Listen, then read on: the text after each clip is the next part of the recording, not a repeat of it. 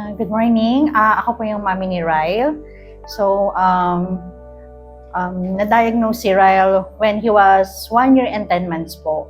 So, we seek professional na DepEd because nung tumungtong po siya ng 1 year and 2 months, medyo nagtataka na kami bakit hindi siya nakabanggit ng mama, papa, like the other kids. So, sabi ng mga lola at lola, then ng other families, possible is delay lang siya kasi meron siyang history with mga cousin niya. So, 2 cousin din niya na boys na delay din po nakapagsalita. So, parang nag-antay pa kami ng ilang buwan, kaya umabot kami ng 1 year and 10 months before kami naghanap talaga ng schedule para makapa-check up po siya. So, gusto man namin maging in denial po that time kasi syempre as a first parent po sa kanya, medyo napapaisip po kami talaga. So ang dami-dami rin po pasok sa isip namin ng daddy niya. So mas pinili pa rin po namin na mapatingnan po siya kasi wala kaming idea kung anong din yung dapat namin gawin. And kumbaga ang mindset din po namin ng daddy niya is paano namin siya matutulungan.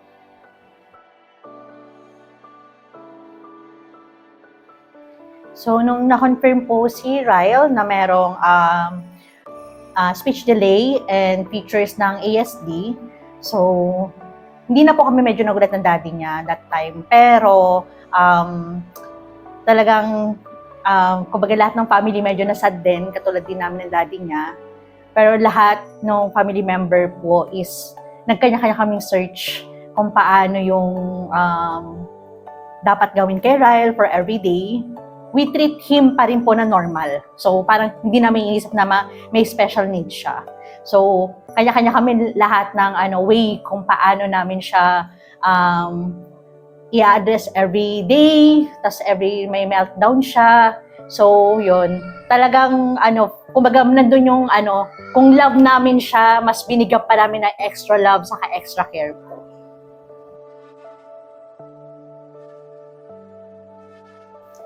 So, nung time na na-diagnose po si Ryle, so naghanap po kami ng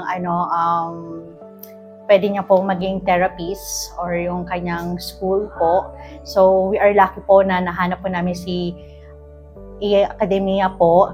Tapos, nung dinala po namin siya dito, talagang kumbaga yung reason kung bakit di namin talaga siya pina-check up is bukod sa hindi po siya nakakapagsalita ng mama at papa, mahina po talaga yung kanyang eye contact sa amin. Then every time tinatawag namin yung pangalan niya, hindi po talaga siya lumilingon.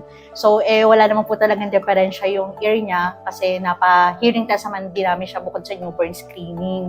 So nung time na pinasok namin siya dito, at ito mag-1 year na nga kami ngayong taon, ang laki po na naging improvement niya po.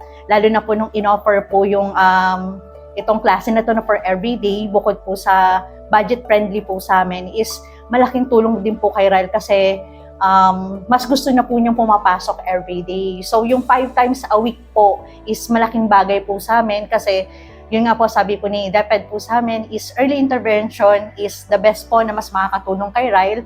So malaking bagay po yung 3 hours po sa amin everyday na nakakalubilo po siya ng mga kaedad niya po and then yung other people po. Kasi sobrang laking bagay po ng interaction niya with other people bukod sa amin.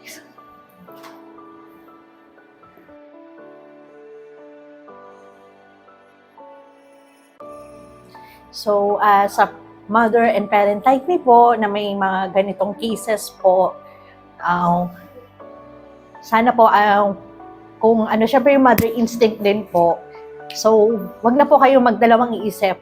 So, ang unang isipin nyo po is paano nyo po matutulungan yung anak nyo para at least, yung hindi naman po sa pero at least yung parang magiging normal pa rin yung everyday na buhay niya, na hindi man sobrang makakasabay, pero at least kaya po nating ihabol like the other kids na may normal na walang ganitong condition po.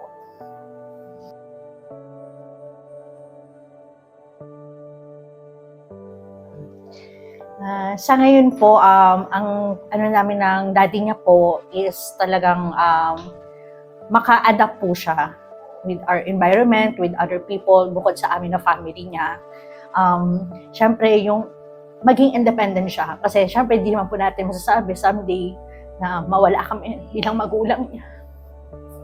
At least, kaya niya po yung sarili niya.